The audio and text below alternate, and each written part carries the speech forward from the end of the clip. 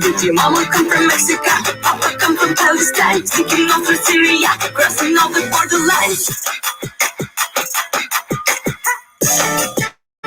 Let down the people in. Listen to your women. Stop killing black children. Make America great again. Let down the people in. Listen to your women. Stop killing black children. Make America great again.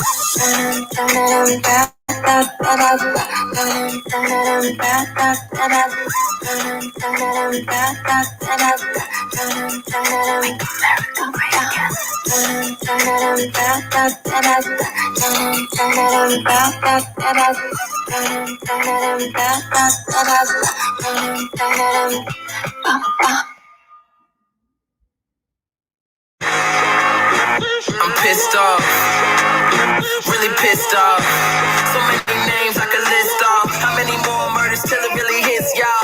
What it means to be black and American. The fact that you can overlook the facts is embarrassing. It's twice the rate of police killings, no comparison. So God is for y'all to act like you can. Moment of silence. So many brothers that we lost to the violence. Knee up on your neck is how they check for compliance. Say you're short of breath and in a second you're dying. So if you hit me with that, nah, police are that bad. I mean, like, what about my cousin's friend's dad? My problem ain't with everyone that wear a badge, just the ones that want to abuse the power that they have. I could've stayed quiet. Could've probably acted like I wasn't fazed by it. Post about the new project while they riot. But that ain't the type of thinking that'll change climates. You either part of the problem or the solution. And anybody could play a part in the revolution. You do it with your money, you ballot or with your voice. Cause at this point, I don't really think we have a choice. This place called Tobacco Road.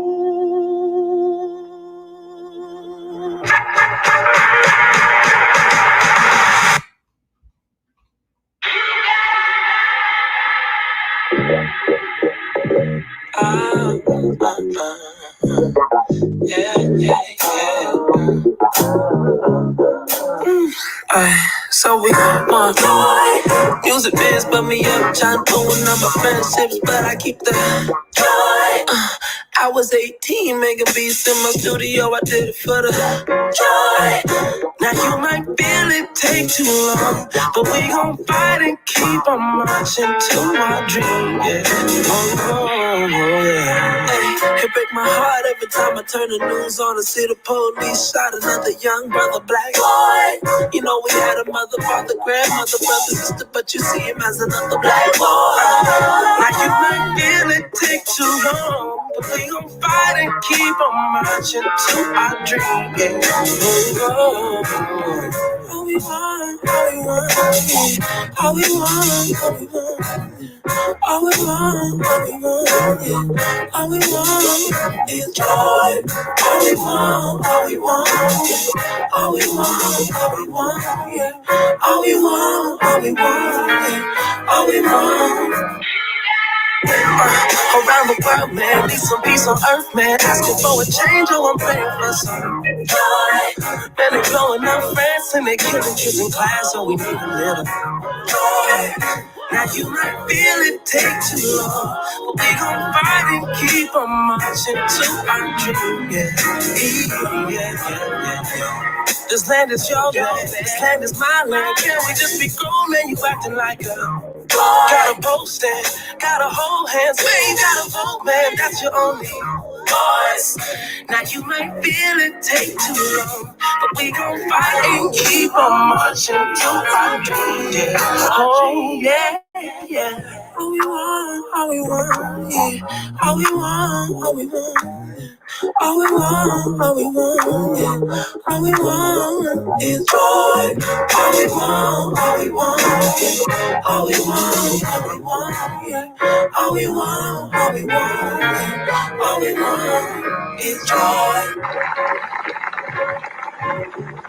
So even though we face the difficulties of today and tomorrow, I still have a dream. Joy.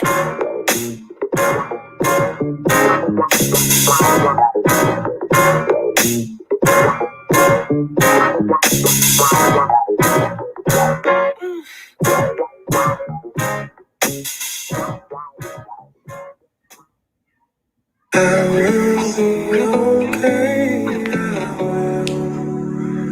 Be okay. I will be okay. Be okay. Be okay. Be okay. Be okay.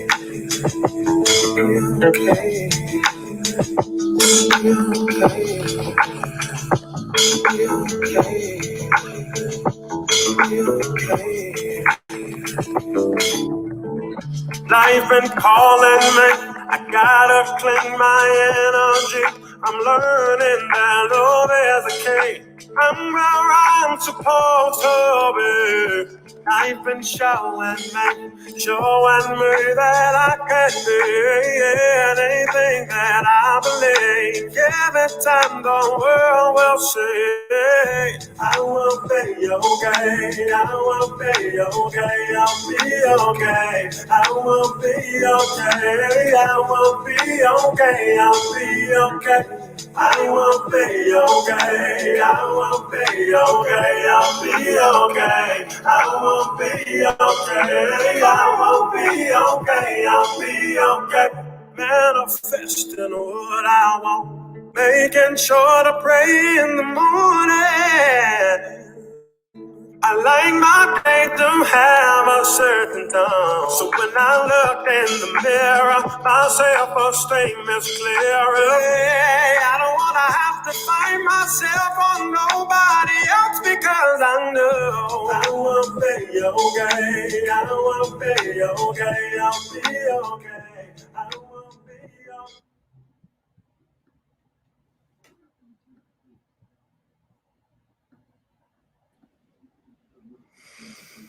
Hello, everybody. Come on in, get situated. So grateful to be with everyone today. Here we are. A year after our Black Lives Matter Again forum to come back together and access the work that has and hasn't been done. To center ourselves in this moment and to look to the immediate future, to begin to provide a progress report for our industry and to engage in the parts of the work that are the most nuanced and complicated. For anyone who does not know me, my name is Jalen Livingston. I'm a part of BAC. I am the Director of Industry Initiatives, and I am so grateful for you spending your time with us tonight. When charged to envision this forum, I knew what it couldn't be immediately, and that was a space to continue to ask Black people to recount stories of trauma, to have them continue to explain the most overt aspects of the work for an audience that may or may not believe them. And finally, it couldn't be a space that let our white allies continue to work in silos without being, in the words of Milta Vega Cardana, coded in accountable relationships with people of color. So it's through that lens that we will look at the work being done and some of the characteristics of white supremacy culture that prevent that work from sustaining. And we will talk about how that can be reconstructed tonight.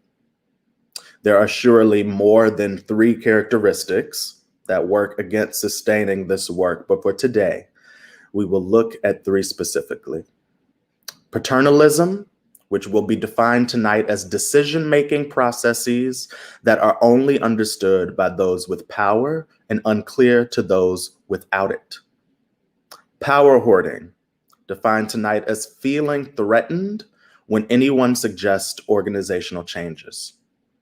And perfectionism, defined tonight as pointing out how a person or their work is inadequate as an excuse to not actively participate in the work. But before we jump into that, I want to read aloud our community guidelines. This is a space for listening, understanding, and healing, an opportunity to take responsibility and accountability for any and all behaviors, both individual and institutional, that conflict with the idea that Black Lives Matter, and commit ourselves to creating more equitable, inclusive, and safe spaces. We acknowledge that the heinous murders of innocent and unarmed Black men and women at the hands of police and the subsequent protests, marches, and riots have awakened our nation to what most of us have known, seen, and lived for far too long.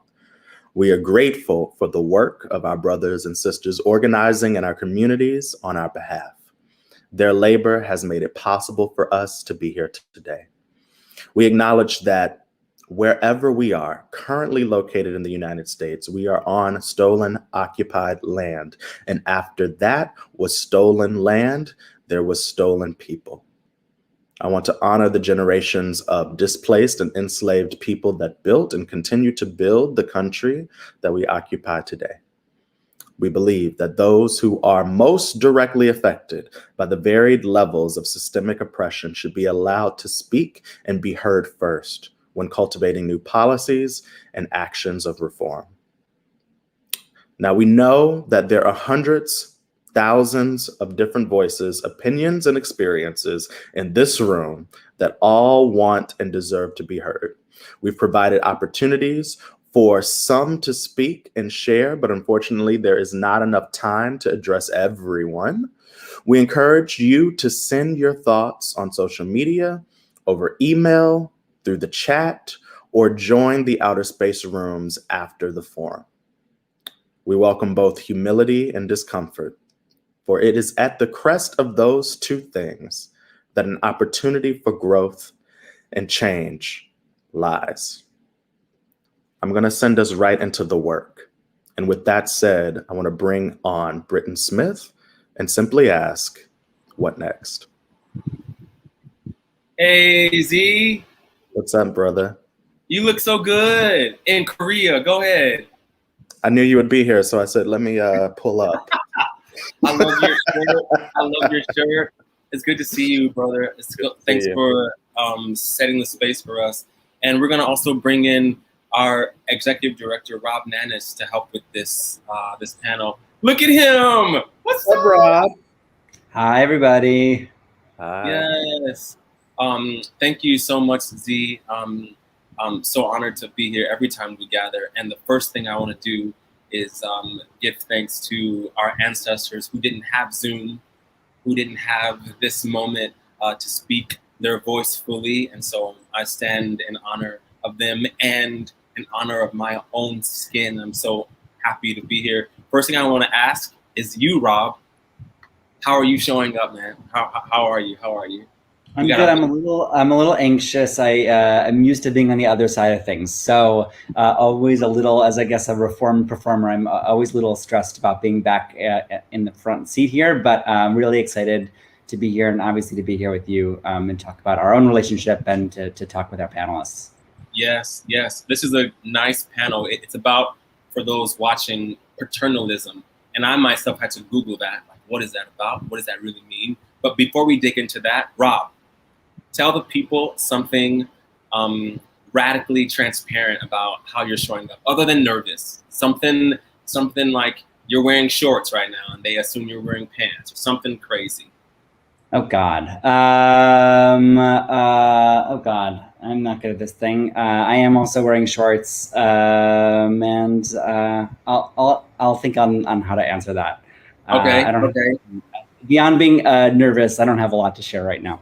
That's all right. That's what we have this 90 minutes for. It's going to be a lot to be shared. Ask me how I'm showing up. How you doing, Britton? I'm good. I as you know, I was sick, so I couldn't celebrate Pride the way I really wanted to. So I'm hoping that I can go dancing with my friends at another time. But yeah, I'm overcoming a cold and excited to be here. But shucks that I missed Pride this last weekend. We missed you this weekend out in the streets. So yes, next year. Yes, but we are here for calls. That's how we're showing up. We hope everybody's adding in the chat. How are y'all showing up today? We hope we get something excited, nervous, curious, eager. But we're gonna bring in some folk to help us talk about what paternalism is. But Rob, do you want to tell them what paternalism is first? Yeah, for sure. So as Jalen mentioned, the way that we're defining it is decision-making processes that are only understood by those in power and unclear to those without. And the other thing I think that you and I really started to dig into to expand on that is really decision-making done without those that are being affected by the decisions. And it's a thing that I think one of the reasons I was excited about joining this panel and joining in with you is a thing that we talk a lot about at our organization. And obviously both like how do we as individuals partner and how do I as a white leader at an organization run by and made up of so many people of color, how do I retrain myself in terms of decision making? I feel like the way that we're taught to make decisions is somebody up in a high room makes a decision. It's our politicians and our teachers and all that stuff. And how do we rethink the way that we can actually operate and collaborate together and think about moving forward? So it was a really kind of exciting and meaty, I feel like, dialogue to have. And I think our two panelists are also digging into that work. And so excited to hear how they're doing that work and to share how we've been doing that as well. Yes, let's bring them in. Let's bring them in. Give it up for our two panelists. I'll introduce them when they come into the room. Brendan Michael Nays from Broadway for Racial Justice, come into the room. Bentley from Stewart Whitley Casting, give it up, come in the room, come in the room. Welcome, gents, how are y'all doing? I'm good. I'm a little nervous too. I'm always used to being on the other side of this and watching you guys. So it feels a little out of body to be actually on the screen, but I'm really excited to be here. I'm not afraid of the screen, honey. B, how are you? I'm doing well. It's been a long day of zooming, but I'm good. Y'all, I'm so over Zoom. I can't wait for us to be in a room together doing this work, having drinks. I mean, like celebrating what we're doing, fighting in person. I'm so tired of fighting on Zoom. I want to fight with people in person. And so I'm looking forward to doing just that. I haven't put on pants with a button in like 16 months, only elastic waist. That's all right. That's all right. If I was to stand right now, you would see a different look than this shirt. And so I'm going to stay. Same. Yeah. And you too? Yeah, I'm wearing bedroom slippers. That's all right. Y'all, let's dig into this. Paternalism. Rob, can you hit the definition one more time?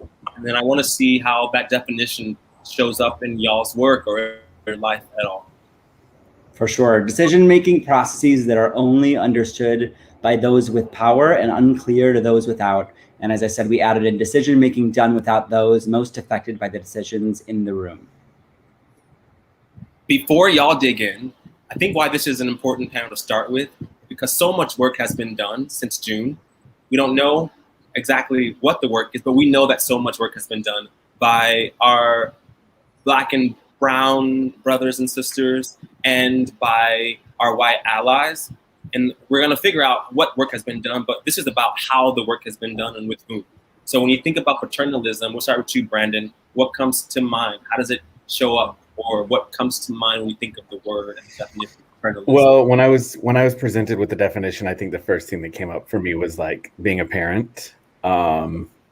Because I think a lot of the time in parenting, decision making without like the kids is done. And I actually, as a parent, I know, shocking, I look so young. There's no way I could have kids. I have 2 children, and as a father of 2, I just like want to move through my parenthood and the way that I form relationships with my children in a way that seeks to include them in decision making, so that they can learn and see how I make decisions, and so that they can learn how to make decisions for themselves as well. So that's kind of what it is for me. And I think it's interesting also for me when I like look at it in that way, then it's like, oh, that even make like, I mean, we all would say like when we were kids, it was like, because I said so. And we all were like, that doesn't make sense. Like, I feel like I want to understand. And so it doesn't matter. Like I tell Ellis, like, Ellis, do not touch the stove or you will get burned. Well, why? Because if you touch the stove, it's going to burn you, which then we might have to go to the hospital depending on how bad it is. And like going into this explanation, and even knowing like Ellis could still touch the stove. And when he does touch the stove, I'm going to be there and do what needs to be done. And then when he goes to touch the stove again, I'm like, okay, we talked about this, but guess what? We're going to talk about it again. Because it's, I don't know, that's just kind of what it comes. And I think it's transferable into anything really. Yeah. Well, I also feel like when you dictate to him, he's gonna revolt. You know, it's like you're asking somebody to do the opposite thing. I'm a product of because I told you so, and it's made me so defiant as a person because my parents never told me why that decision was being made. It was just like do because. And in this work, like we see a lot of people are trying to do work. And they're doing it on their own, and there's danger in that because people are going to revolt us and say like, but like you didn't include me or even tell me why you're making that decision. And I think at the end of the day, as I've like thought about it, it's just rooted in like I'm like, well, why would I not tell them why I don't want them to do this or why I do want them to do this? Like what? Why would I? And so I couldn't come up with a reason as to why. Like I was like, it only benefits both parties to explain why. Yeah. Well, I'll say one thing that Jalen has really been pushing in on us is also like our relationship to time. And I feel like the thing that we're always working on is faster, more efficient. And it's certainly running an organization. It is faster for me just to make a decision, but it is not actually like a real collaborative partnership based model. And so I think there's also, I found for me of like, how do I actually want to work? Not just how fast do I want to work? A question that gets dug into the work. That's good, Rob. Ben, turn this. Yeah, basically the same thing that Brandon said. I'm not a dad, but I definitely had a dad that still is very present in my life. And as a kid, I was constantly told because I said so. And, you know, as a kid, my dad was a superhero to me. And so I went along with it until I started to actually have my own point of view, you know, starting like maybe, I don't know, late elementary school, early middle school.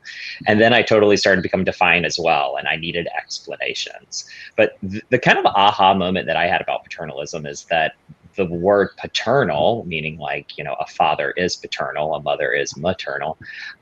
I always associated that like with a very loving, positive thing, right? Like, oh, you have such a paternal energy.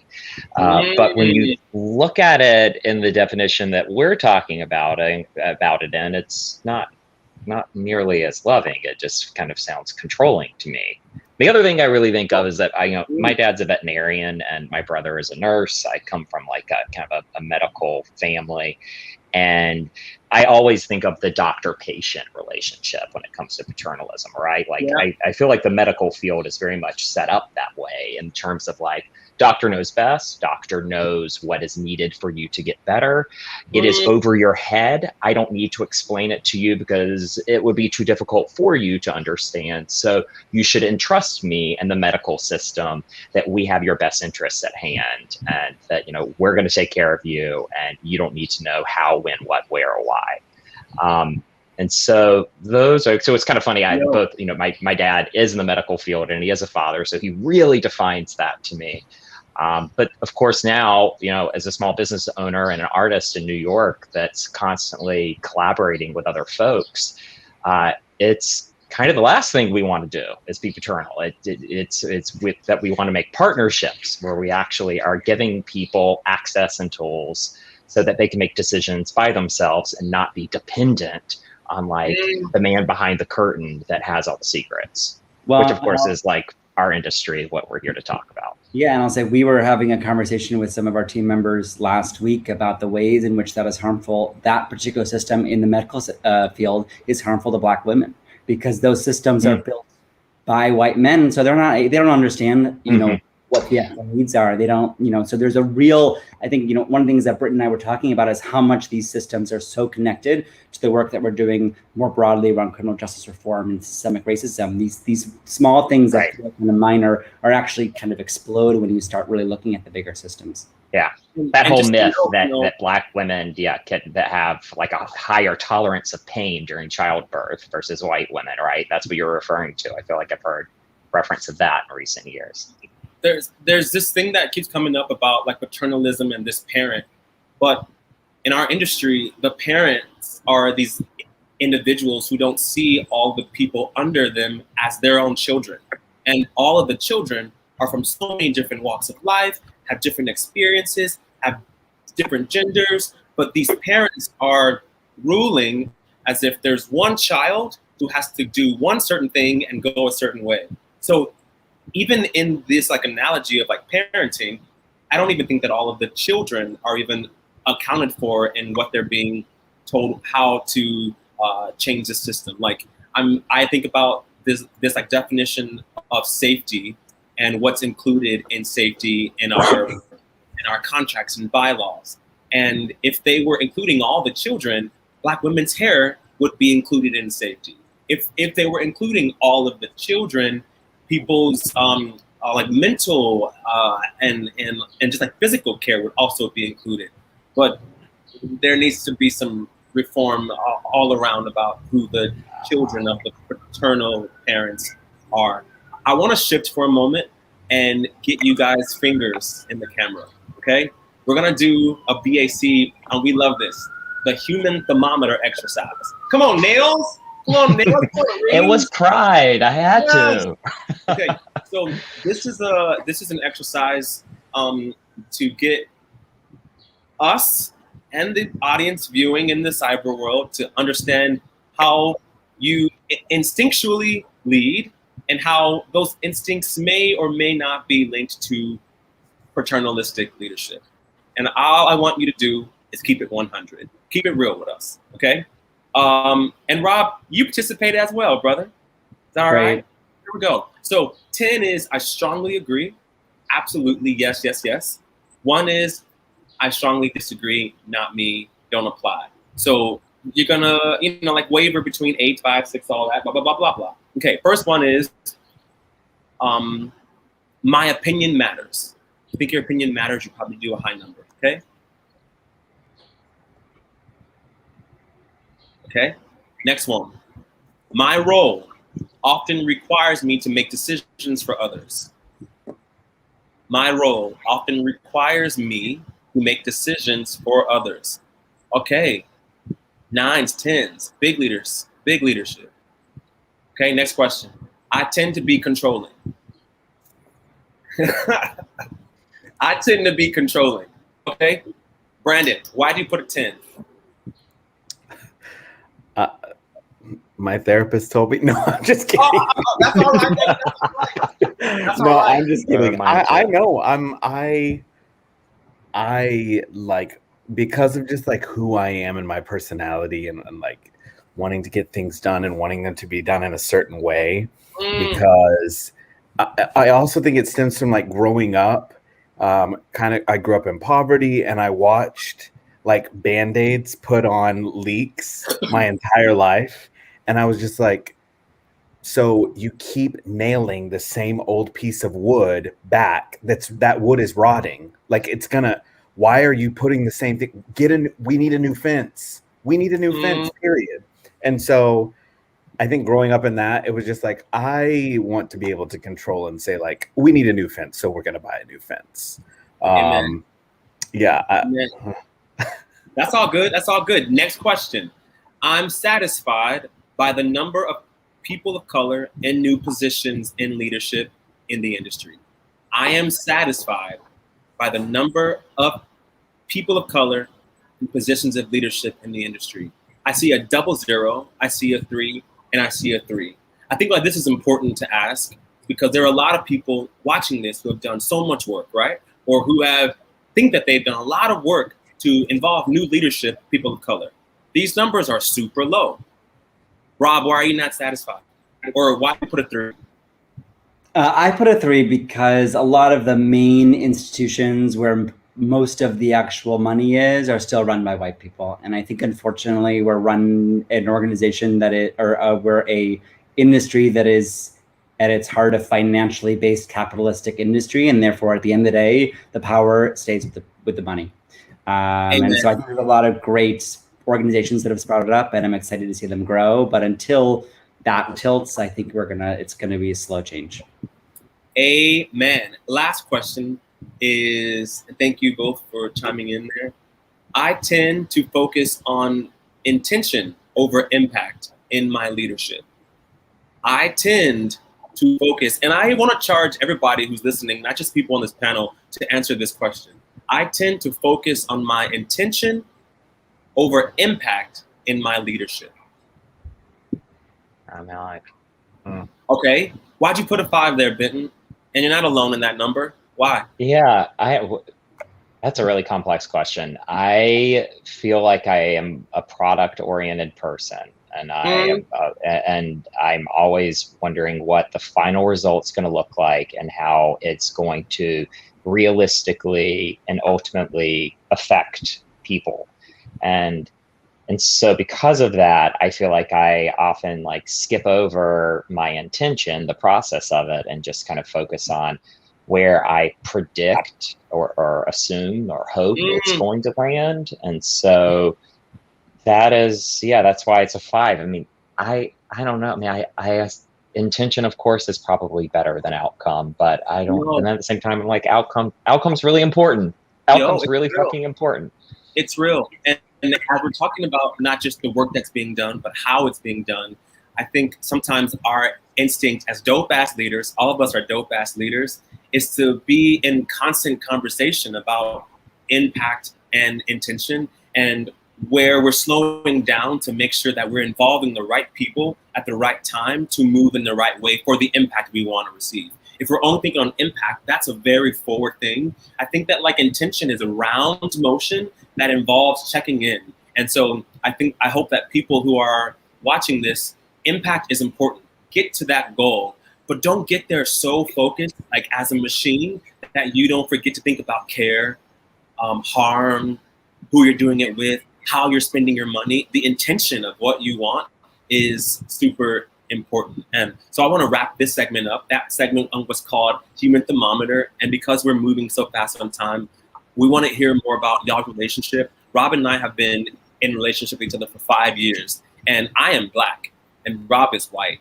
And we work very closely together with triumph and challenge. But 5 years has really given us a lot of callous and a lot of moments where we've had to call each other and be really transparent with one another about what we want, what our intention was, right? So we want to learn about y'all's relationship, and I'm going to pass it to Rob to dig into some questions about how y'all met, what y'all's goals are, what your intention is, and how you're working together through triumph and challenge. For sure. So, I know, Benton, you knew Brandon before through some auditions, and but I'd love to hear, and you ended up partnering via Brandon's really fantastic program, the Allied program at Broadway for Racial Justice. I'm curious to really just hear like why you decided to reach out. Like, what was that for you as a white leader in the industry? What was that impetus to go, here, I'm going to go to this person who I know somewhat, but I don't know really well, and kind of be honest with where I'm at? Yeah, I mean, I originally met Brandon a couple years ago in an audition for a new musical that he was at from the very start and developing it. This awesome musical called Black Clown that's based on a Langston Hughes poem that we developed at ART. And it was a really wonderful experience. And it was a really wonderful experience that, as a white guy that was helping create this project that centered around Black bodies, that I had a lot of insecurity about. But I really believed in the piece and really loved the creative team and wanted to be a part of it. And so once I was able to kind of sort through that and figure out where my place could be helpful in that casting process and creative process, it was a really fantastic experience. One of the best experiences I've honestly had as a casting director. And so after that, not long after that, the pandemic hit and George Floyd was murdered. And that was, the past year of our life. And I was pretty paralyzed in the beginning, as most white folk were, in my own little isolated world in Brooklyn, just kind of crying for myself and not figuring out what the hell to do. And once I kind of came out of that paralyzation and started to look around left and right, I saw organizations starting to pop up, and my business partner and I, Duncan, started having a lot of internal conversations with ourselves just about how we could use this past year productively. You know, theater was off, the dollar was off, but our hearts and minds were still very much in it and needed to be fueled and needed to be part of the conversation. And so, I mean, to be really honest with you, one of the main reasons why I felt worthy of reaching out to Brandon a year ago was because the little bit of communication we had was positive and friendly and nice. And also because he too, like me, is a millennial and we're from the same generation of folks. And so, you know, we have different life experiences, but at the same time, we have a lot of similar life experiences just in a lot of the world that we have absorbed around us and the world that we inherited. And so I felt like there was a commonality there that I could reach out to him, and I hoped that I would be able to speak a similar enough language that he would be able to meet me halfway and help me cross the bridge to the other side. And I was really lucky. He did exactly that. I think I DM'd him on Instagram, as most of us have been communicating with each other for the past year. And it started from that. And Duncan and I got on a phone call with him. And we told him about the work that we had already been wanting to do and been dreaming of doing. And we asked for his feedback. And he, with a lot of kindness, met us halfway and gave us his point of view, which is what we wanted. And from there, he told us about his allyship program, and he also was in the very beginning stages of his casting directive that he did this past fall with the BIPOC community. And Duncan and I were part of some of those early conversations of helping just kind of figure out what that could be and how that could happen. And that's how we originally met. And so as the summer progressed last summer, Duncan and I created kind of an epitaph of kind of what we wanted to make in terms of an actionable promise that we could present to ourselves internally and to actors that audition for us and creative teams that we work with. And so we drafted that many times over, and Brandon and his whole board of directors were so gracious to give us feedback on that and help us really craft it so that it was transparent and clear and able for people to really understand what we were doing. And that's where it began. Yo, thanks for that. So you had an awakening and a need, and you knew to go to Brandon because Brandon's a dope-ass visionary with an incredible organization. Yes. That needs funding and resources like everybody else. And then Brandon, question for you: what were the challenges that you ran into entering this partnership, right? And how did you navigate those challenges? And I'm so sorry, but this is our last 5 minutes, and I really want to give you as much time as we can, Brandon. Yeah. So Benton mentioned, you know, the BFRJ casting directive, and we were in community with them as we were starting that. And then, to be fully transparent at this moment, you know, things started coming up where people were like, we feel that we have been harmed by Stuart Whitley casting. And so it was then a discussion that I had with Duncan and Benton about this is what's coming up. And it was also a discussion of like, it seems like you all should step away from this because BFRJ is rooted in transformational justice, which means like we have to address and give space to the victim of harm. And so if it's like, and if that means you need to step away, no, I'm sorry, not step away. I hate saying that ever since Rudin. Step down and off of this project, then that's what you need to do. And they were like, absolutely. And that just led us into deeper community as it pertained to Allied. So also I want to be clear, it wasn't like a, you all did this thing, you need to come off of it, but you should come and ally with us. No, they were like, absolutely, if we need to step back, yes. Also, like,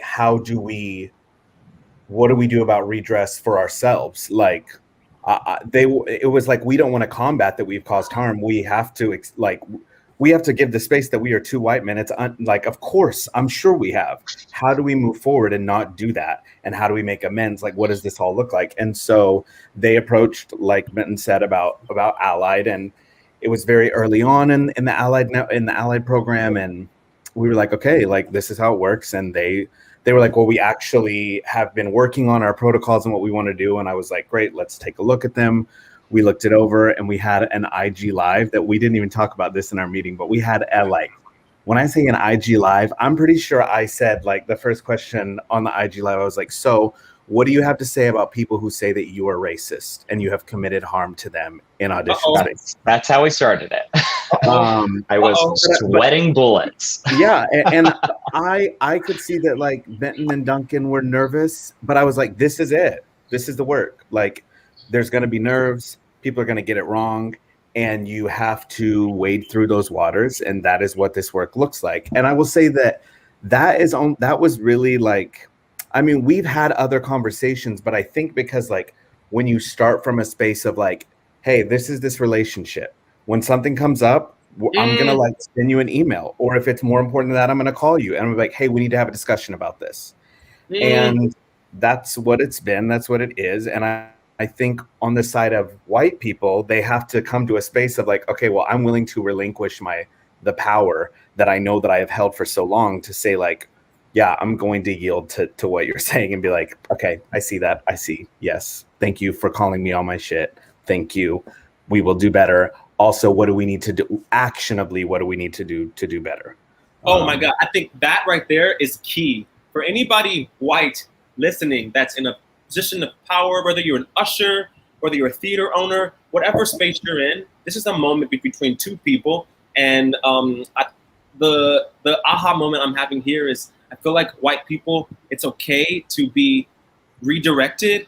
If that makes you uncomfortable, if it makes you sweaty, like our friend Benton here, it's for your betterment as an ally and as a co-conspirator to be uncomfortable and to be redirected into the right position of good for the industry. And so thank you for doing that. Thank you for being in partnership. I know this is such a fast panel, and thank you for your time. And I'm gonna also hope that we can just continue this conversation in another space, whether that's on our IG or on your IG or on your IG. But I'd love to continue this, as I'm sure people have many questions about how to be in right relationship and not lean towards paternalistic behaviors. I'll pass it to you, Rob, to close this out. Thank you both. Thank you, Brandon and Benton, so much for joining us today. This has been such a really fantastic conversation. And I know, as Britton said, there is so much there. I think the thing that I was hearing on top of that, Britton, is just like to dig into the hard conversations. I think it's really easy for white people to say, there's something scary, and to get out. And so I just want to affirm the need to just dig into those scary conversations. So thank you, Brandon and Benton, for joining us for this panel. Really happy to have you.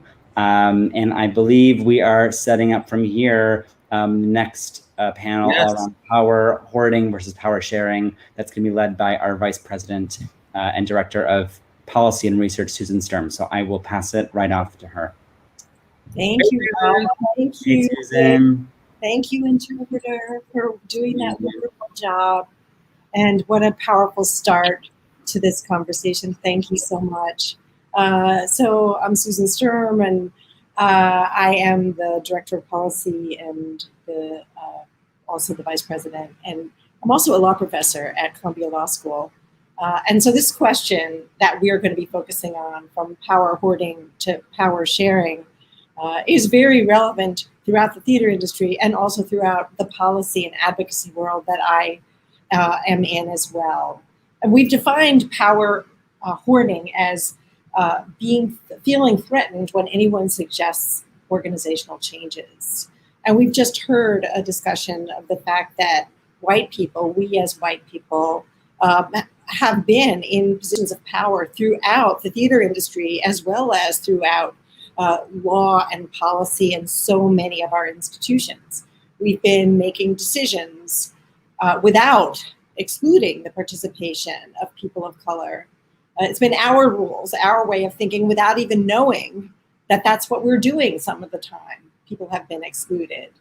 And so this panel explores efforts to try to re-script that narrative and to see what does it take to put the voices of people of color in the center at the table, and what actually would prompt people who have this power, white people, to move from power hoarding to power sharing. What does it look like? And what does it look like both at the big strategic level, but also day-to-day decisions? And I just want to say, this is hard. This can be challenging to do. white people have to do some contradictory things at the same time. We have to learn how to use our power to make change so that we share our power. We have to step up to accountability by stepping back from always being the ones to decide. We have to learn how to start out in spaces that might be only occupied by white people and find ways to raise questions that will change that over time and that will persuade our white colleagues that this is something that we need to do and that we should do and that we can do. And it's important not only for racial justice, but it is important to deal with supremacy in so many respects beyond race, and that it is necessary for the legitimacy of the industry.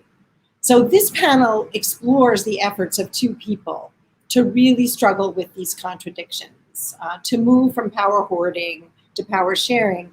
And they're very clear to do this in partnership with others who struggle with this.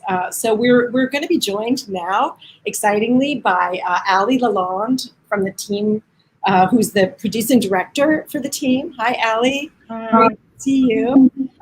And also by Mara Isaacs, who is a Tony and Grammy award-winning producer of Hadestown and the founder of Octopus Theatricals.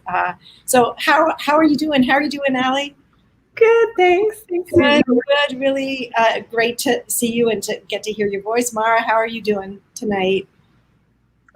I'm good. I'm hot and feeling very full of all the challenges that are facing us. That sounds familiar. I'll bet many of you out there are feeling good, hot, and challenged. I know that I am. So I think it'd be great. We heard in the last panel about the importance of really bringing people into these partnerships. And one of the first steps of that is to say, well, wait a minute, what is power? What is the power that we actually have in the roles, in the rooms that we're in? And really being very explicit about that. What is the power that we have? Often people think we have power we don't have. Sometimes we think we don't have power that we do have, especially when we think not only at the big level decisions, but also at some of those smaller day-to-day decisions that make such a big difference. So could you start out? Let's start with you, Mara, and just say a little bit about what power you have, what power you, to make change, and also what power you wish you had that you don't think you have. So I'm going to talk, I work across a number of sectors. And so when I think about my power, part of my power is the power to kind of self-determine what I get to do, and very aware that not everybody has that power, first of all, to start with. I work both as a lead producer in the commercial theater, but I also work a lot with artistic performance projects that happen in the not-for-profit and experimental sectors. And also just want to say that Octopus Theatricals, which you referenced, which is my company, I started about 8 years ago. Octopus Theatricals at that time was a company of one. So all of the power and all of the tedious tasks all lied in one person. And over 8 years, we've sort of grown to be a company of 8, a mix of full-time and part-time and project-based team members. And so I still have the responsibility, but I'm trying to share the authority, which is a really important, I think, distinction to make, because part of power isn't just control, it's actually responsibility and accountability that comes with that. In the commercial sector, I'll just say quickly, and then we can move to Ali, it's complicated because producing within the commercial world comes with very rigid structures that are based in, legal structures, investment structures, relationships with the union structures, and I don't have control over any of those things.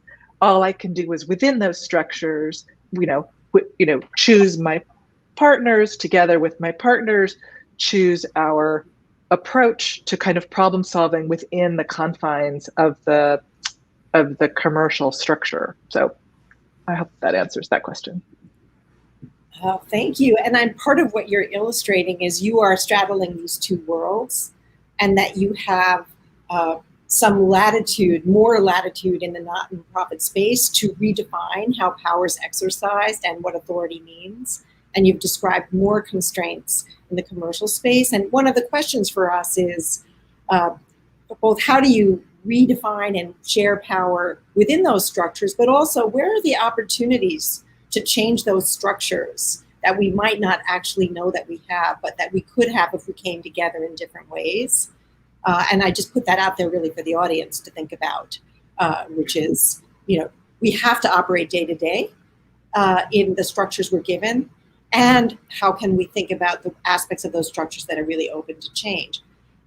Ali, you are in a space where you have you've had a lot of opportunity to really structure that space. So do you want to answer the same question about what the power that you have and the power that you don't think you have? Sure. So my role that I wear most of the time is as the producing director of the team, which is a theater company that makes work about the experience of living in the United States today. And we do that with a collaborative writing process where all of the different artists are wearing many hats, but they are all writers. And so we're striving for real horizontality of authorship. So I would say that in many ways, the team was primed for power sharing from the beginning because collaborative decision-making is so fundamental to the artistic process at the core of our work. But in terms of my role, I obviously have a leadership role as the producing director. But my power is constrained in certain ways in that I answer to our board of directors, and I'm accountable to our artists, to our artistic director, Rachel Chapkin, and to the public more broadly, because we're a 501c3 nonprofit. But practically, I am the only full-time employee of the team. So there are a million small decisions that I'm making every day. And while that doesn't always feel like a lot of power, it's actually a lot of power in terms of determining how we're spending our money and our time. And it has a lot of ripple effects. So I feel like one of the things that I am figuring out how to recognize and grapple with is where am I making decisions and where in collaboration with other people, and where am I making decisions on my own? This is something Rob was just talking about, but because the act of making decisions, the act of exercising power is labor. And we've tried to make a practice of compensating everyone for labor. So where is it not possible for us actually to be incorporating and compensating a lot of people for the labor of making a decision? And Jalen at the top of this event was quoting Milta Vega Cardona, who is our process chaplain in making a show called Reconstruction. And she's an anti-racism facilitator and teacher, as saying that, any action that white allies take has to be coded in these accountable relationships with BIPOC folks. And so I think that what I'm trying to figure out a lot of the time is where am I actively involving other people in decision-making and letting go of power, and where am I maintaining that responsibility, hoping that I have this background of these accountable relationships that I've hopefully been nurturing, where people of color can interrogate or question or object to my decisions when I inevitably make mistakes. So much in that, what you both said. Just want to raise up a few things and then follow up with give you an opportunity to be more specific. But one of the things I've heard you both talk about is a level of intentionality about the ways in which you're exercising power, and really thinking about that in a very self-conscious way, and also not only by yourself, with other people, opening that up to a set of dialogue. So that's really noteworthy. I also hear you both talking about not just the big decisions, but the small decisions that shape what people experience day to day, and that has a powerful effect. So people might say, I don't have power. You might not have power to change the whole structure, but I hear you paying attention just small decisions. And I also hear you paying attention to compensation and recognition for the work of doing anti-racism work. And all three of those, I think, are really concrete ways in which you are thinking about your power.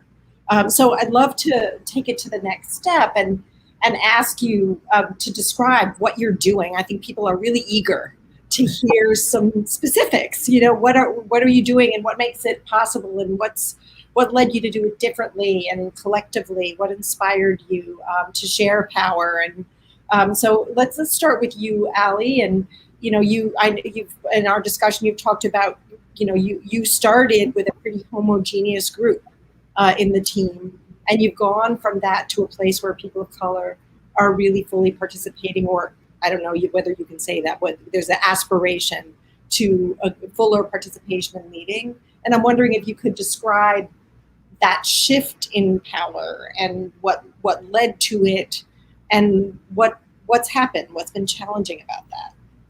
Sure. So I think it's worth noting up front that, you know, a lot of the shifts and this evolution and the work that is being done by the team definitely predated me and started before I arrived at the team, which was in early 2018. So I feel very, very lucky to be working with this community of artists who are so committed to this kind of work.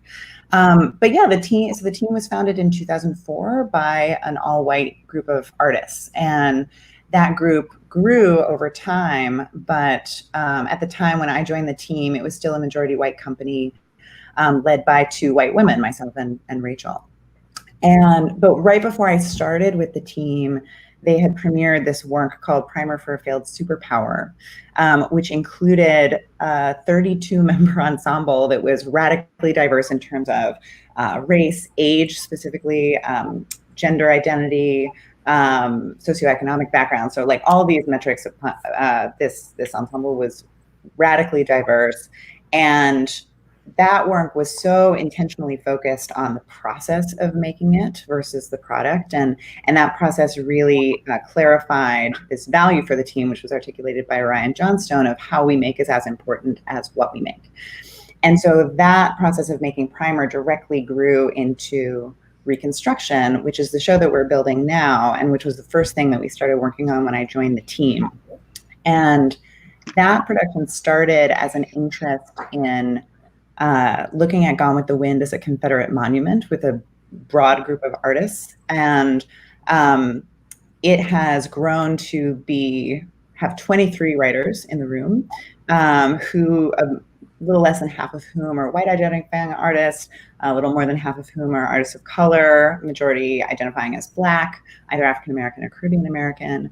And over time, like the content of that show has changed. We're now really focused on the concept of intimacy, but also the practices of that room have deepened significantly. And our real central goal for Reconstruction is creating a process that is not just anti-racist, but also actively pro-Black, and a place where the artists coming into the room exit as whole as when they entered it.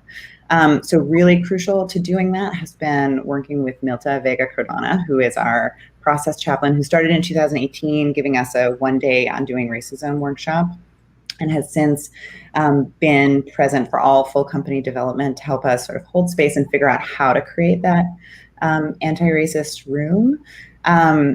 But over time, it really became clear that what we were doing in the rehearsal room needed to extend beyond the rehearsal room and into sort of like all of the aspects of producing that work. So the things that I normally like sit in a lot of the time, which is, you know, how we're compensating people, how we are choosing which presenting partners to work with, how we're thinking about audience engagement. So we really started to bring that into the rehearsal room and collaborate on those decisions. And then we also realized that we needed to bring that actually to just every level of the institution that is the team, especially because we were encountering this situation where some of the artists in the room, mostly white artists, identified as team members, and some mostly Black artists didn't. And that was starting to feel like a really harmful distinction in a room that's trying for horizontality. So collectively, the team decided essentially to abolish membership as it had existed before, because it was starting to feel inherently exclusionary. And now we're engaged in this long process of meetings facilitated by Milta of trying to reimagine a new structure for the team and really collectively redefine that community and how power flows and how decisions are made and how we're accountable to each other. And that is a very slow process and is still very much ongoing. There's so much to be learned from a space that has the opportunity to really ask these kinds of deep questions, and it's really opening up the idea of time, which is such an instrument of white supremacy, but also built into the structure of Broadway. And so it's really exciting to hear you talk about this, Ali, and that there's so much that others can learn, not only from you but from the whole company, with all of these decisions, both about the artistry itself, about the composition, and about contracting and all of that. I know, Mara, you're in a very different space in Hadestown, and then you also have your nonprofit work where you're kind of in the middle there.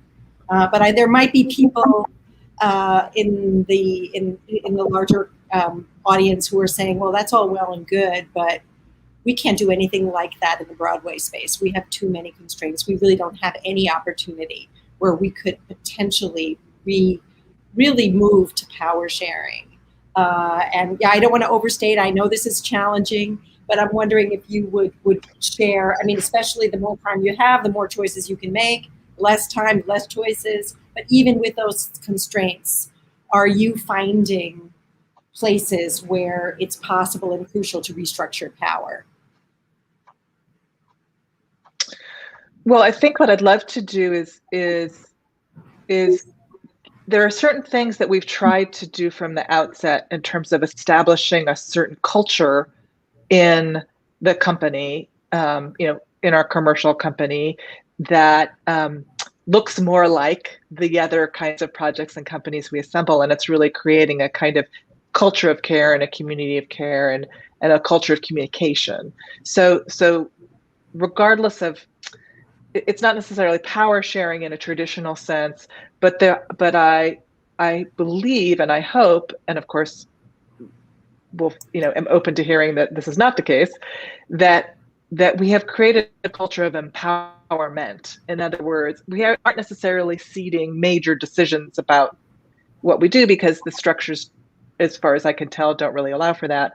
But we are creating a culture where we can help people individually solve their problems or help identify who might be their, as I like to call them, gym partner, like the buddy that helps you kind of get through the hard task.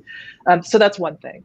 The more specific example, which I think is really why we were invited into this room in the first place, is that in this process, since the shutdown and as shows are now beginning to kind of put new practices, hopefully new practices in place for better, safer, more equitable working environments.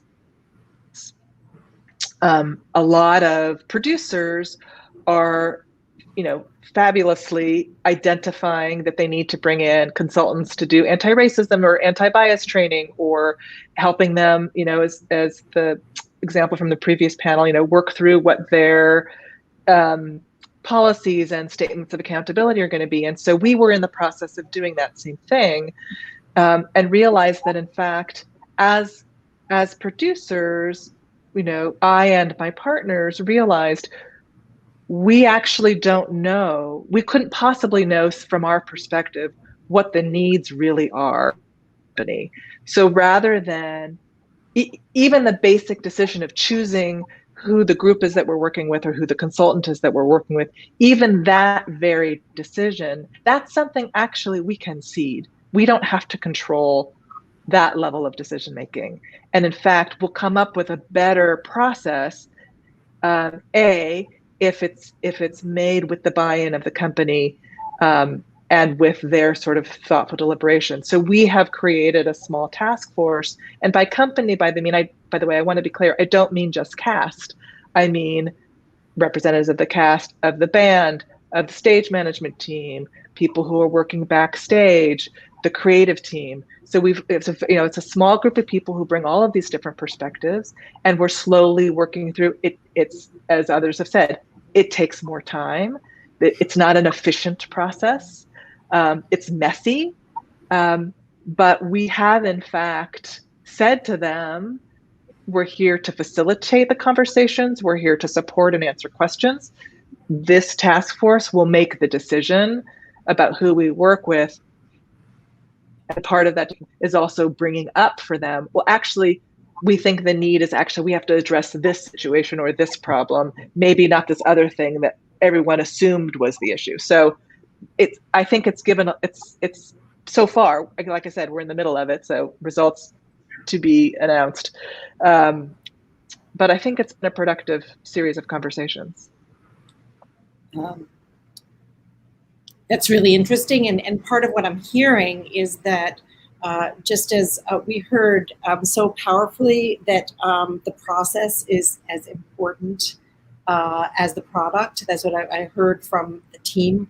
And I'm also hearing that from this process that relationships are being built that might create an engine or a catalyst for change in other areas where that's needed. People who can work together, come together, understand each other, and bring that beyond this specific decision. That's part of what happens when you create the kind of space that it sounds like you're creating around this consultant decision making. So that raises a follow-up question for both of you, which is, I'll start with you, Ali, and then ask you the same question, Mara. You have already started with this larger group, yourself in collaboration with others, to reimagine who's part of the team, how you decide that, what happens to be on stage, contracting, compensating. I'm wondering if you can put your finger on what you think of are the kinds of practices as you go through this work that really need to be reimagined, and what has made that process possible. And we know it's only real if it's been challenging, right? This is not something that just happens. It really takes sticking with it in the face of struggle. So if you can share a little bit about what's been hard about it and how you and others have stayed in it, or whether you've stayed in it when you come up against these practices that need to be reimagined, that are really difficult in some way, and yet you're sticking with it. Sure. I mean, I think, so in terms of practices, I think compensation is a huge one. I mean, we have, so the team has been offering childcare stipends and support for many years, but we've expanded that to include sort of all kinds of caregiving. We're trying to figure out how to compensate people for all the work that they do outside of like a regular rehearsal time. And, we're not offering a lot, but it's labor that is often asked for free. But there's a lot of interrogation of our overall salary structure that still needs to happen. Practices around communication, because transparency is so fundamental to this. So how are we communicating with everyone, and interrogating like how everyone can have access to whatever communications we're offering. I know, like for me, that means trying to counter my own instinct to send really long, rambling emails full of information, and just to try and be meeting people where they are on different platforms, how they want to communicate. Scheduling feels like such a small logistical task, but I think really, like, especially when we're talking about these meetings to sort of reimagine the team structure, where we're trying to get, as many as 30 artists in that room, how we're going about scheduling is really an exercise in power in terms of, how we're going about it. And we've definitely made mistakes in that respect because it's really hard. And so, for example, at our most recent one of these meetings, Nilta pointed out partway through the meeting that the majority of the people in the room were white people, which is a real problem given the explicit goals of these meetings. And so that opened up this discussion of how we can be giving our artists, particularly our artists of color, the tools and the support in order to not just be able to be there, but also to want to be there. And Milt offered that we really needed to be bringing an organizing, like a community and political organizing practice to the work of scheduling, which takes a lot of time. And so opens up this other challenge, which I'm really just starting to dip my toe into reckoning with, which is, what are we willing to give up in order to spend the time to do this work well and to give it the time that it requires? Because I think there's this ethos within particularly the not-for-profit theater community of like, oh, we'll just get it all done. We'll just work harder and we'll do it. But if we're not giving enough time to something, we're going to do it badly. And the reality is that there's only so much time in the day. I have a lot of responsibilities. I have a baby at home. What am I willing to not do in order to do this well? And I'm just starting, I just decided recently I was not going to teach self-producing workshops, which is sad. I really love doing this, but it's just, there's not enough time if we want to be really committed to this kind of work. So that's a real challenge, I think.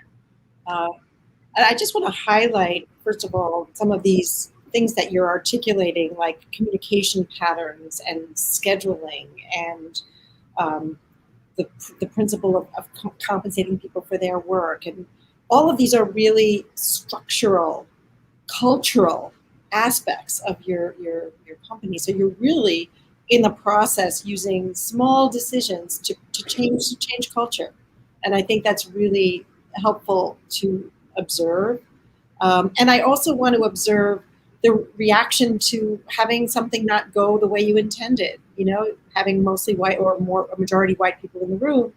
And what I heard was, with help of a third party, neutral party, who can help you see through this, but also with your own work, what can we learn from this? What did we do? Not like, oh my goodness, let's give up or let's step back, but we need to learn from this. We need to figure out what we're doing and take an organizing approach so that we change this going forward. And so I think that's such an important response to the limitations of what we're going to come up against, the problems and mistakes that we're going to make. And that, so Mara, you've already talked a little bit about the groundwork that you've laid in the ways that you communicate outside of these contexts, that make it more possible to share power.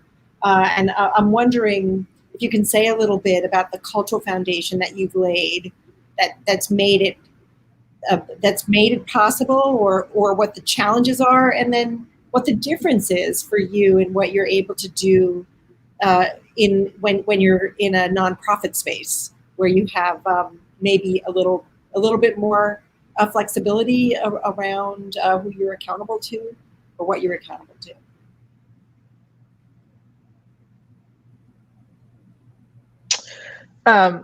I'm sorry, I dropped out for a little bit, so I missed a little bit of the question, but I think I understand what you're asking. In terms of, I want to be careful about claiming to have achieved, this great culture of communication. It's what I strive to do. It's what we strive to do. It is our intention and how we go about communicating with people. But it's always a work in progress. And so I want to be careful not to overstate an accomplishment. It's really the I feel like we've laid the foundation with our values and our intentions, and we've articulated those to the people around us. And it's actually by articulating those values that I hold myself accountable, and I hope others will hold us accountable, because they can say you stand for X, Y, and Z, but actually what I'm seeing is A, B, and C. And so it provides the framework by which we can then have the conversation. So I talk a lot in the Hadestown company, and actually in my work with Octopus, about leading with values. And sometimes we'll come up against something and I'll have to step back and go, you know what, actually, maybe in that moment I wasn't actually leading with my values. Maybe I was leading with expediency or urgency or any of the other characteristics of white supremacy. And I need to take a step and rectify that and try to do better.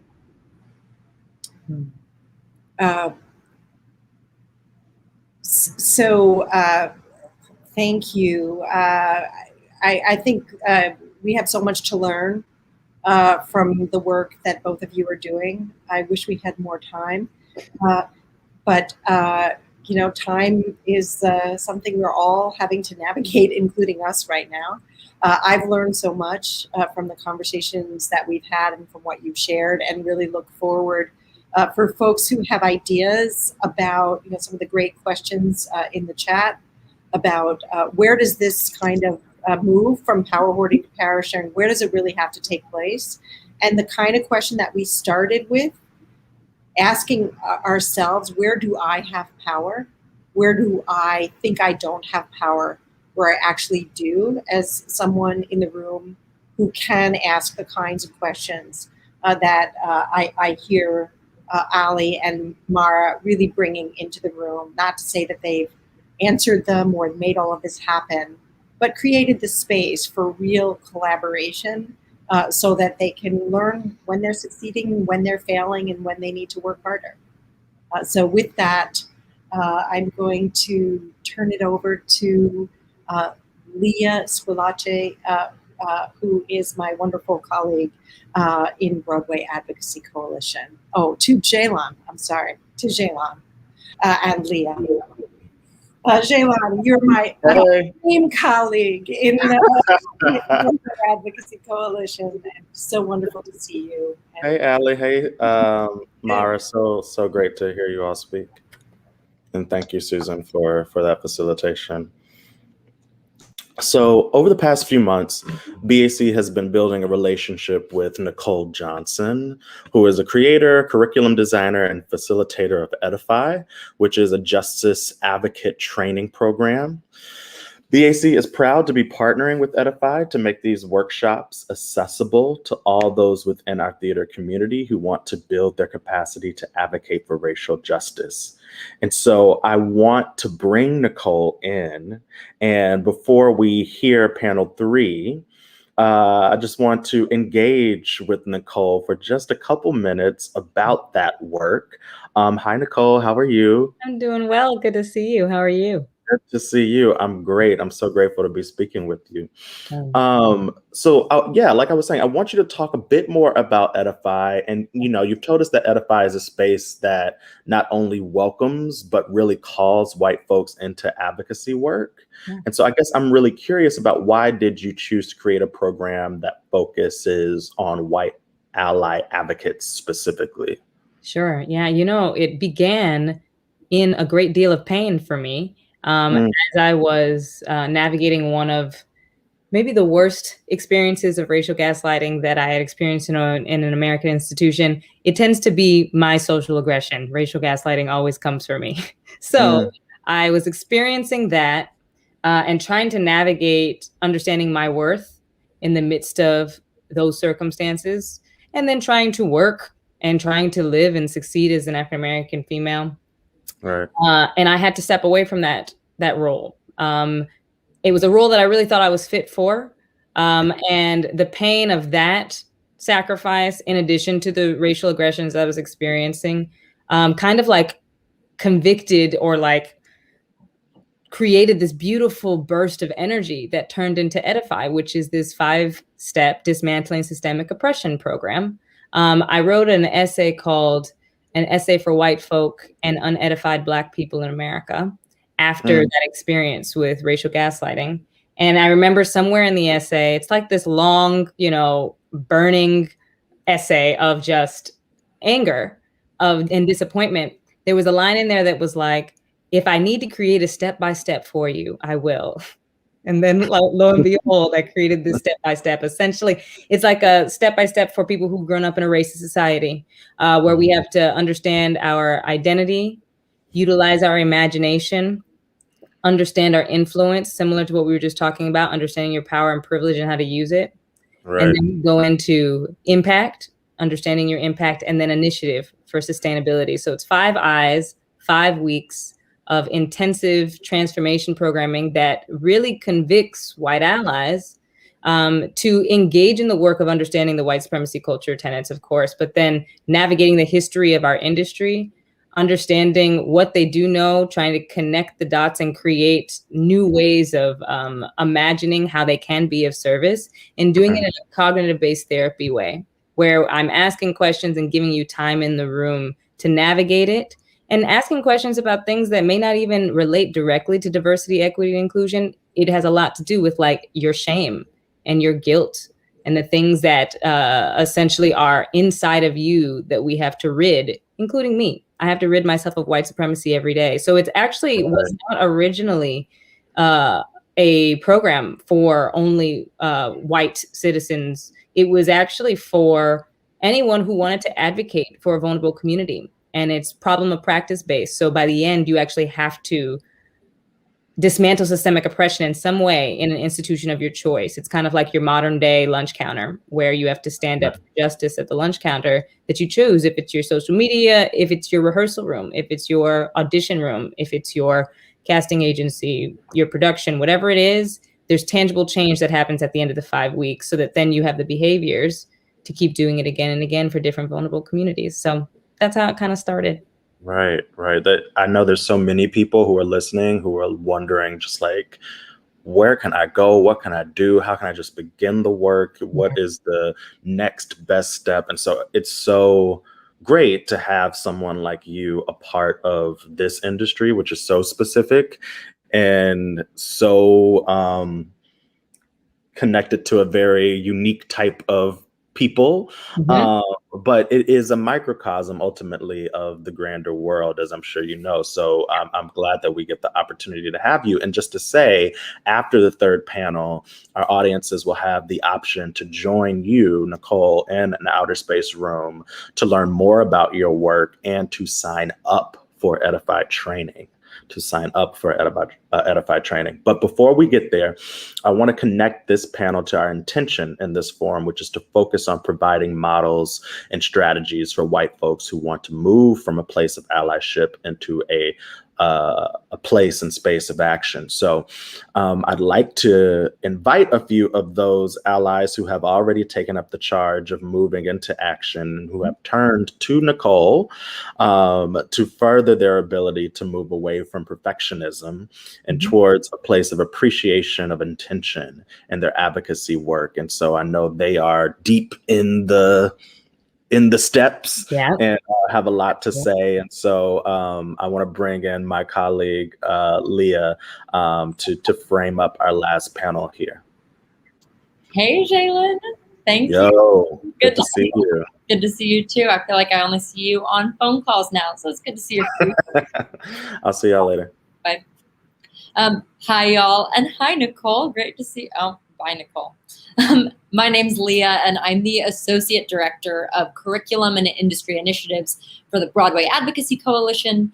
And along with Jalen over the past several months, I've been chatting with not only Nicole, who is constant wisdom in a human, but as well as with Diana DeMena, Zach Prince, Corey Mock, and Ryan Vasquez. So we have two of those folks with us tonight to dig a little bit into the conversations we've been having about how to move through our tendencies toward perfectionism and our white supremacist tendencies into a place of true allyship.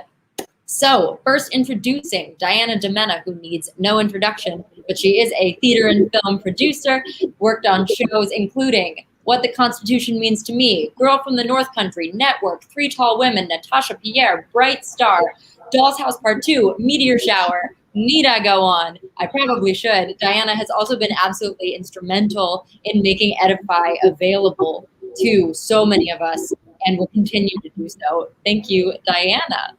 Welcome. Thank you. Hi. Hello. And then we also have Zach Prince, who's performed for over 10 years on and off Broadway in the original cast of Honeymoon in Vegas, national tour of Jersey Boys, also most recently starring in An American in Paris. And Zach's been working along with some fellow Broadway veterans, Corey Mock and Ryan Vasquez, to strategize a gathering of white allies and co-conspirators to show up en masse in person to educate themselves on better allyship and take collective action. So I don't need to say that these folks are already deep in the work and are already going through Nicole's Edify program. So over the past several months, we've all been meeting together, talking about some of their initiatives, and we just want to take some time at the end of our forum today to give them an opportunity to share what they've been working through and what they've learned. So let's jump right in. Zach and Diana, cool? Great. Yeah. Okay. First question for Diana. So you're in a position of power in the industry, as you definitely know, and you've taken it upon yourself already to leverage that power to shift the culture of inequity within the industry. So I'm wondering if you could share with us more concretely, what work are you trying to do, or are you already doing, to successfully shift the white supremacy culture of the Broadway industry? And also, how has the Edify training supported you in doing that work? Sure, thank you. Hi, Zach. Hi, everyone. That's a great question, and it is a two-part answer, because there was what I was doing, with an emphasis on doing, sort of in the world pre-Nicole and Edify, and a way of being now that is different. So I think that prior to connecting with Zach and Corey, who were looking to start working with other white people in the industry, I was doing what I now understand white people always do, which is I was doing a thing that I thought was the right thing to do. And, you know, within that little box of there has to be a right way, you know, and there has to be a right way to fix this. And that's okay. I mean, it's okay because that's where I was. So that's, you know, I think it's also important to say that intention is important.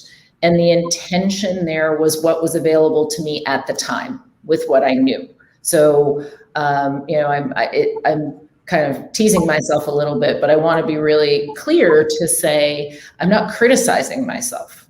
I'm growing and I'm learning and I'm unlearning. And so what I did then was the best I had, with a lot of heart, but also just, you know, in my own little silo coming from my own lived experience. And so that took, you know, very concrete forms of, you know, intentionally choosing stories and storytellers and collaborators to open up the industry to people who had been marginalized, really to specifically choose those projects, those people, and those stories, and try to support them and make room for them and give them space. So it would show up in the way I chose projects, you know, hiring. I was a squeaky wheel about making sure that we had lots of different people in rooms.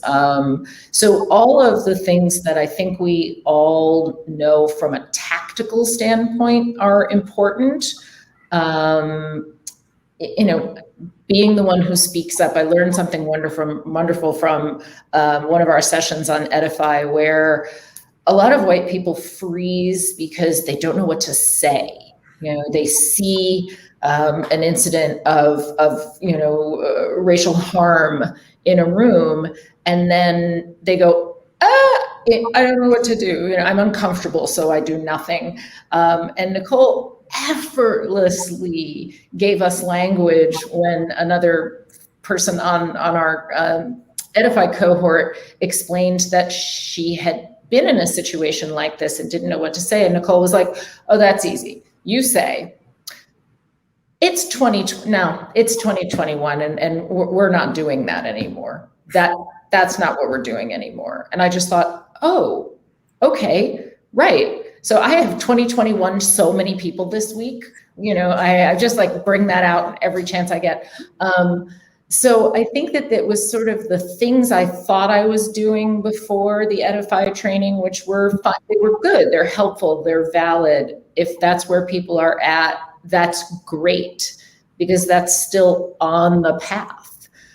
what happened in the world post Edify or currently in Edify is all of that went from my head to my guts. And now I'm learning and unlearning all the things I thought I knew that were really all just white supremacy at work, right? In my DNA and in the air that I grew up breathing. And so this idea of perfectionism is poison. It's just poison, and it's so powerful. It stops us from doing pretty much anything that we don't already know how to do. And so I think a lot of us we have two cohorts in Edify. One is the creative cohort, the artists cohort, which Zach is in, and then the sort of admin and business folks, which are in the other cohort. I think a lot of us came into the room like, okay, we're ready. Let's solve this. Give us our marching orders. Tell us what to do. And Nicole just, I think, shocked all of us a little bit. I'll speak for myself, shocked me, because the first section of step of the Edify training starts with yourself. And I wasn't prepared for that. I thought we were going to show up and how to help and talk about how to help other people, right? Because that's what we do. And I think the part of this that has changed the most and has been the most unsettling and therefore incredibly rewarding is going to zero in terms of what I think. And so, yes, there's actively mentoring people. There is, using wealth reallocation, the tools are the same, but instead of being out here doing the work, right? I'm now actually part of a whole community of people who are questioning what they think they know, making mistakes, feeling uncomfortable. And that's not something that I think a lot of white people are encouraged to do, because that's where, Nicole was talking about the shame and the guilt, right? The perfectionism causes us to present these sort of perfect pictures of ourselves, always, having the answers. And it's actually incredibly lonely. And so the community of people that has formed around Nicole and the Edify training is a community I didn't know I needed. I didn't know I was missing. And I think that that's the deepening of the collective liberation that Jalen talks about, right? It's like, oh, that's what that means. It means we all get better. We all do better. We all are better. And so I think that there's the head and heart of it are really the thing that I come away with now in week 4 of yes, we have to, in week 5, we have to actually present our project, right? Zach, are you nervous? I'm nervous about presenting my project next week. So there is action at the end, but I had action at the beginning, and it was kind of all wrong. And so I had to let all that go and just be in the middle. And now I feel like I will go to the action step again at the end so differently and so much broader. Yeah. And Diana, I really love that framing of action as also things that happen within us. Obviously, right, the forum, we're talking about moving from ally to action. But I don't think we're talking about going from being an ally to like running out into the street and saying, this is what I'm doing, and like not consulting anyone. Like action is work. It's putting in actual work rather than kind of just taking in. So many white people, we've spent a year, 5 years, however long you've spent learning, taking in. And I think what we're really being called into doing right now is putting in that energy ourselves. And that, exactly as you said, that has to start with us. And Zach, this is actually part of the reason I'm so glad you're here is that we've been talking so much about some of that work just being first identifying when you are playing into those white supremacist tendencies. And you've mentioned how frequently in Edify, it's helped you realize some of those traits and move away from them yourself. And particularly perfectionism, right, which is what we want to focus on in this panel. So I wonder if you could speak a little bit about how you see perfectionism showing up in maybe your natural impulses, but also in our industry in general, an industry that really is built on white supremacist culture. And what challenges does that tendency present for you, but also for our industry at large? I know it's a big question. It is a big question. But I think white supremacy is a really big thing, and I think it permeates every cell of our bodies. And we've talked so much about it in the Edify training, and also when we've talked with Diana and Corey and Ryan. And to echo what Diana just said, one of the biggest ways that it shows up for me is, and I've been wrestling with this phrasing today, but it came to me as I was driving. I was like, perfectionism as a cudgel for white people to stay in line, right? When you put yourself out there, when you become vulnerable, when you don't sort of do everything by the book and exactly right, you create a situation where other white people feel threatened, they feel uncomfortable. And then you feel like you're accountable to your community to justify why it is that you're doing what you're doing, which, in many ways is actually a great way to start a conversation. But in a very meta way, my own perfectionism was what kept me from rising to this occasion over the last year, because like so many white people, we were frozen, right? We were paralyzed. And our internalized white supremacist perfectionism teaches us to wait for the right person to step forward so that we can do it the right way. And what sort of happened was that I had been sitting around and watching, we had hit the year mark, and I was like, nothing's really happening. And that's not to say it wasn't happening, as people have referenced before. It was happening in silos. It was happening behind closed doors. People were working these things out interpersonally. But there was no sort of presence I felt within my general peer group. And so I connected with Corey, and I immediately connected with Diana, because she and I had worked together on one of those projects she mentioned about a marginalized group, and she handled it so beautifully. And I was like, I'm just a go-to Broadway standby. Like, I'm not someone that can like harness power, or so I thought. Until I started piecing together all the resources that I had, and it finally occurred to me, well, no, I'm not the perfect face within my peer. Sorry, there's dog hair flying around within my peer group to activate everybody. But I spend so much time behind the table, and then also in the dressing rooms, and I've connected with PR people and directors and producers. Like, I actually have the capacity to just for myself, for my friends who we're constantly saying, why is nothing happening, rise above that perfectionism, and in a very kind of naked way, just start the conversation. And that's what sort of led us to approaching Nicole and starting the Edify work. Was we gathered together a sort of a sampling of different people from within the industry, really fancy, as we've called each other in these sessions, people who are mostly, swings or work behind the scenes. And we sort of threw all of us in the room, and we looked at all the white faces a couple months ago. And some people said words like icky, uncomfortable, because all of a sudden whiteness was like confronting itself a little bit. And what we came away with, or at least what I came away with, was, oh, so everyone's thinking about this stuff. Everyone is wondering who's going to do something, but no one's doing anything because we're all perfectionists and we're all frozen. And so that's when I was like, well, here's my opportunity to connect well-intended white allies with resources and tools, and we can just start doing the damn thing. And so that, in a very meta way, was sort of my personal hurdle with rising to the occasion, rising over my own internalized perfectionism, and just kind of doing something. Yeah.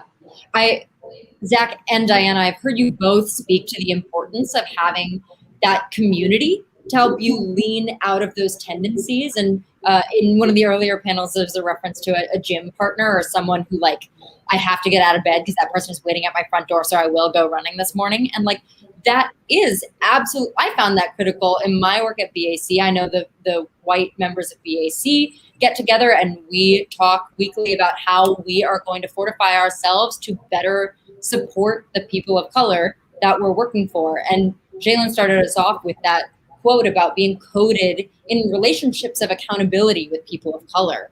And I think you all have found that certainly through Nicole, through Edify, through our relationship at BAC, but you've also built out this community and that's continuing to grow.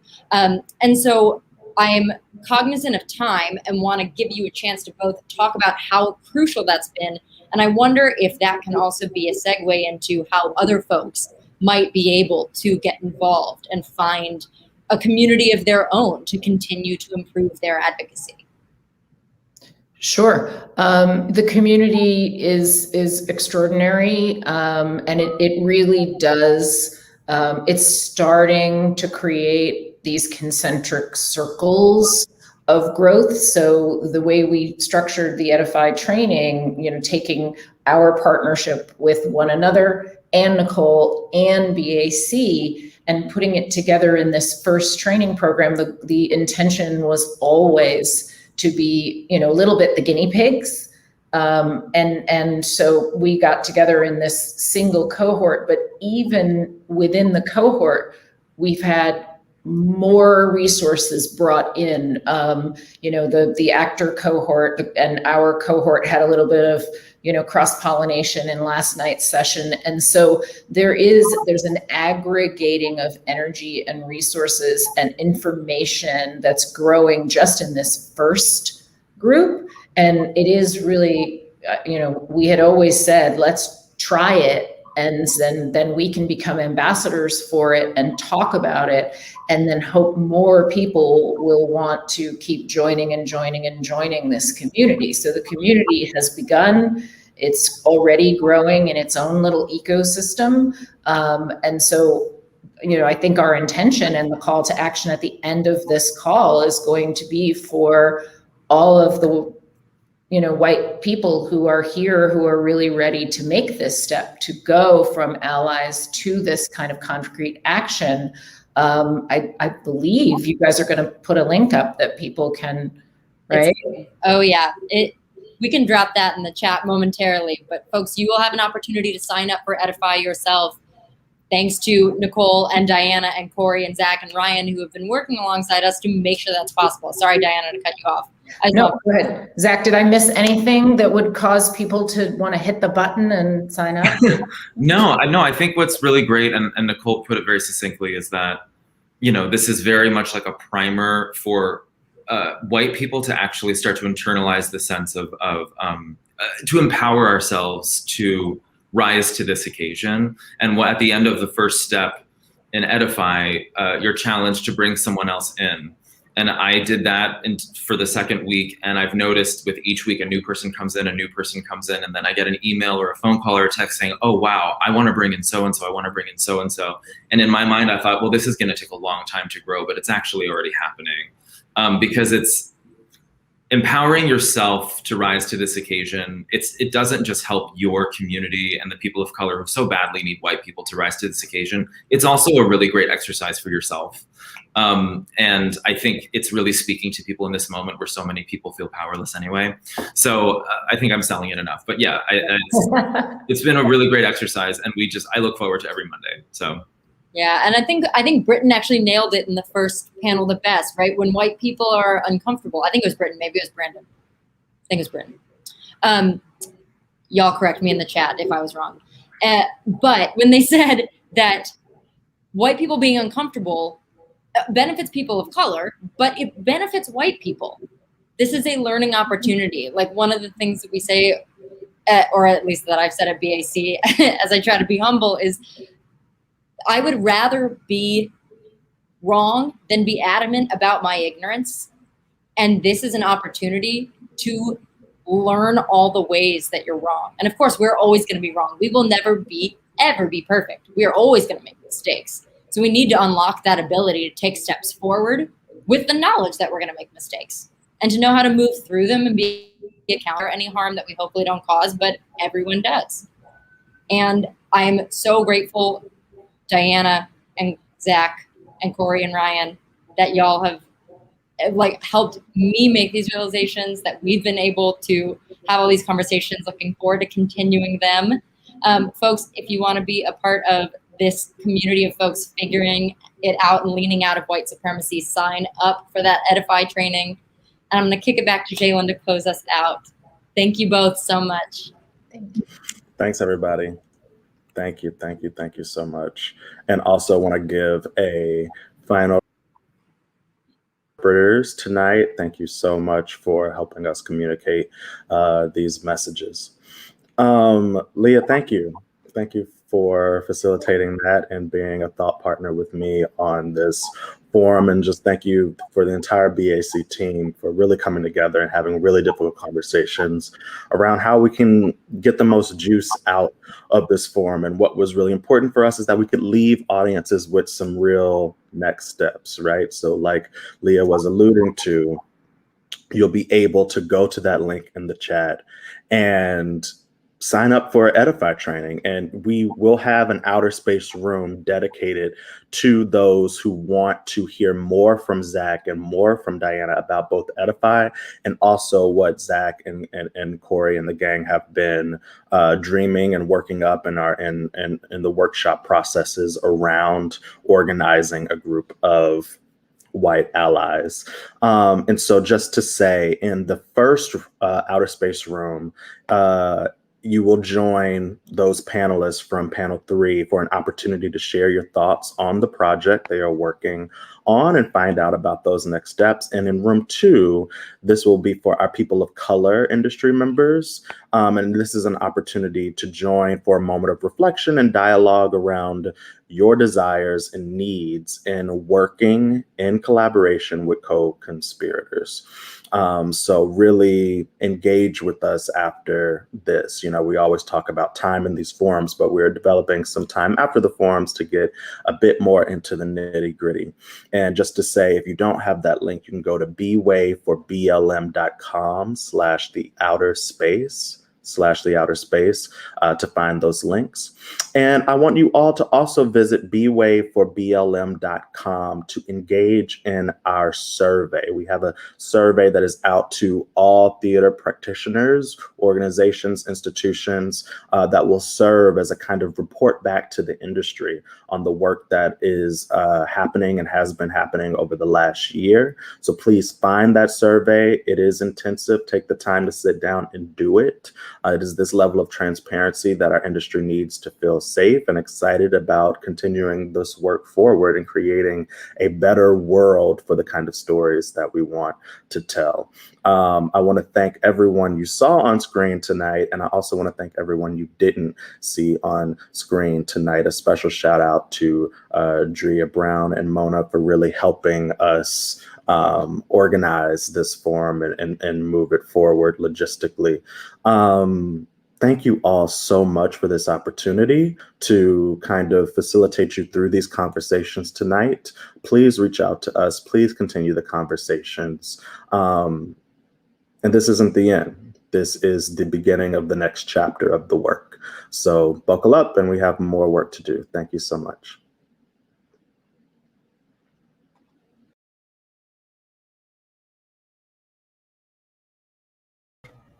Hi, everyone. So